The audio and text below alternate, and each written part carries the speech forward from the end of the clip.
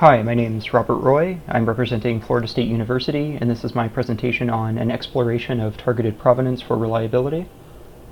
So some background. Data recovery is a critical component of computing infrastructure in both home and enterprise environments. Traditional recovery systems rely on leveraging redundant information. So in a RAID system, you have parity bits distributed across your RAID array. And in n-way replication, you have explicit redundant replicas of data. So for example, in two-way replication, you'd have an additional copy for each file on your system, in your system. But there are limitations to traditional data recovery. So traditional recovery systems are entirely dependent upon explicitly created redundancy. So in both the RAID case and the n-way replication case, you're creating some form of explicit redundancy on your system, either parity bits or additional files. And both of these systems are file agnostic. So they don't really know what the files are, and in particular with a RAID system, you operate at the byte granularity. So any understanding of a file is absent from the RAID system. So with our approach, we argue that you actually have more replicas on your system than you realize. So some files are direct replicas of each other. In this example, file.ps can be processed by the executable ps to pdf to create file.pdf. Some files are byproducts of lengthier processes, chains of creation. So in a compilation example, we have file.c, we have GCC, which takes file.c as input and generates file.o, and then we have the linker LD, which takes in file.o and produces file.out. In each example, some file can be created from a prior file. We elaborate on the above examples to demonstrate the implication rules that govern our regeneration system. So in the first example, where we had file.ps, the file.ps represents a non-executable dependency. The file ps to pdf represents an executable dependency. If these two dependencies exist, file.pdf can be regenerated after being lost. For the second, lengthier example, file.c and GCC represent the dependencies for file.o. File.o and LD represent the dependencies for file.out. File.out can be recreated in one of two ways after failure. File.c, GCC, and LD survive, which will allow you to rerun the entire compilation process and restore file.out, or file.o and LD survive, which will allow you to run the last link in the compilation chain to regenerate file.out. And so here's a visualization of a larger example of that previous compilation example, where we have files a.c and b.c. We have the library stdio.h. We have two compilation jobs, which generate the object files a.o and b.o. Then we have LD, which links them together to regenerate a.out. And so you can see that there are different tiers in this process hierarchy, and we'll revisit the idea of tiers within a process hierarchy here in forthcoming slides. So the advantages of implicit replicas include that they avoid correlated failures, that they prioritize recovery, or offer the opportunity to, and minimize storage overhead.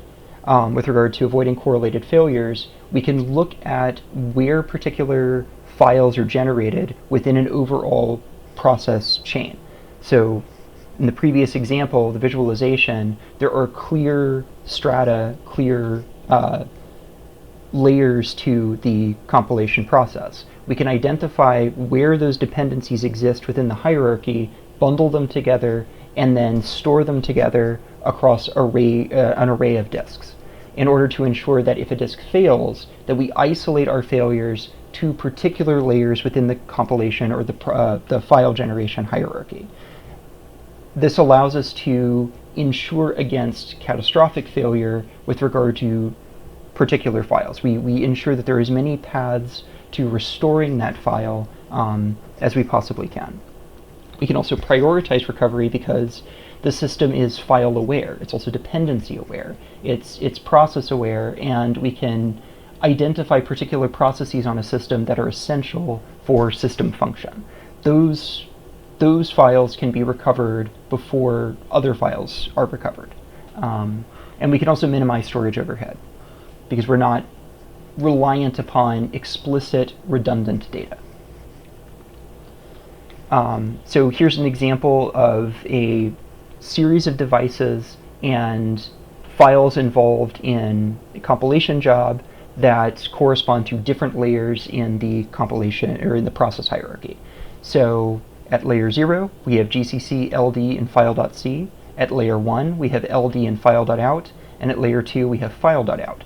So the files here have been clustered in accordance with where they appear in the process hierarchy.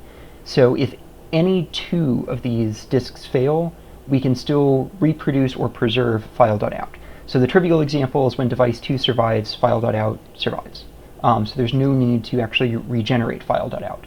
If only device 1 survives, then we can still reproduce file.out using LD and file.o, and if only device 0 survives, we can rerun the entire compilation job and regenerate file.out. So for implementation, we have two distinct components to our system, the trace analyzer and the legend file system itself.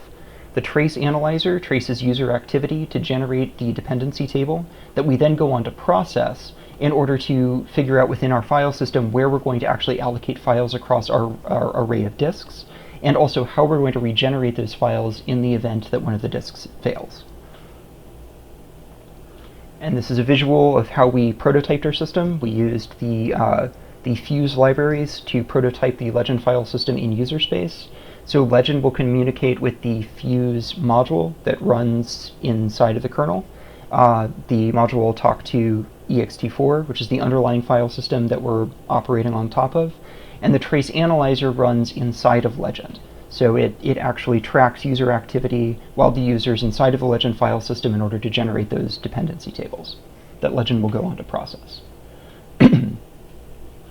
So for evaluation, we first created a 15-disk simulator to explore different permutations of failure and to compare our system against two-way replication, three-way replication, and the Legend file system.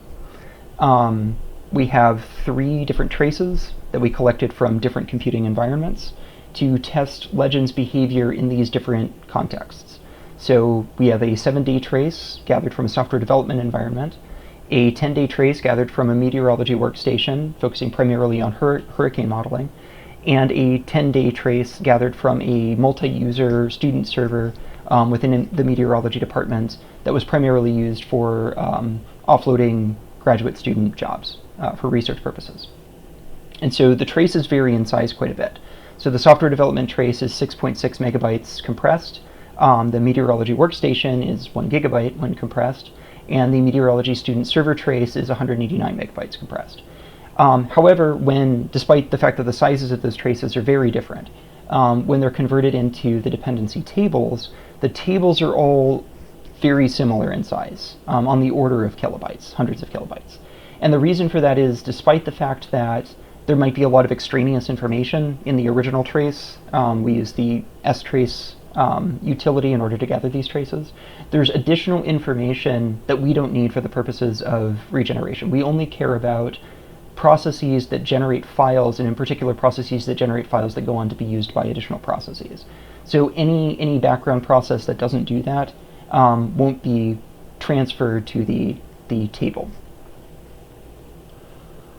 So here's a graph demonstrating the behavior of a number of different recovery methods as disks fail within our 15-disk simulator. The x-axis corresponds to the number of disk failures that we're looking at, and then the y-axis is the metric we're using to measure success, which is the percentage of processes that can complete.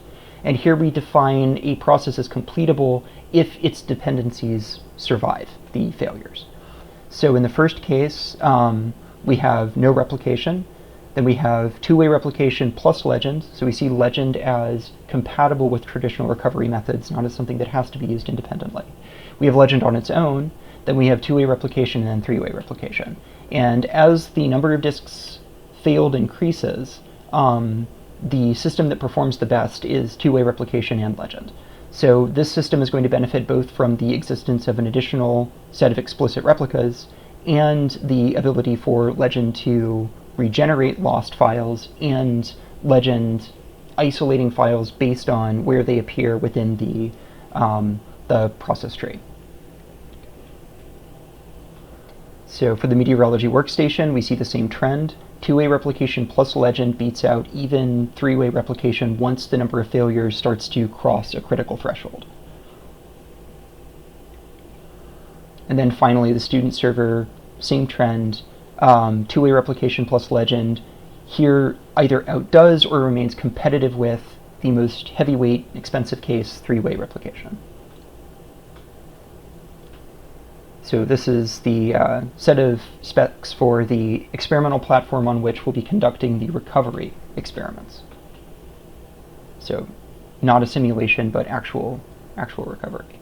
So we compared Fuse and Legend against RAID 5 and RAID 6 and looked at the recovery bandwidth for each. And here, Fuse plus Legend, and this is in user space, is competitive with RAID 5 and RAID 6 recovery. We look at the storage overhead. RAID 0, 0% storage overhead. RAID 5 and RAID 6 will have a range. Two-way replication, three-way replications, 200% or 300% storage overhead because you're creating those explicit replicas.